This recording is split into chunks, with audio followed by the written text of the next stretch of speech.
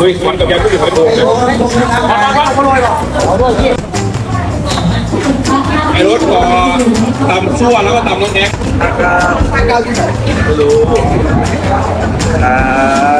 ที่สั่งใช่สั่งเส้ เป็น น ส่วนส่วนเอาไปตามเส้นเล็กครับผม ไหลบัวครับแล้วก็ขาปนาไก่ครับ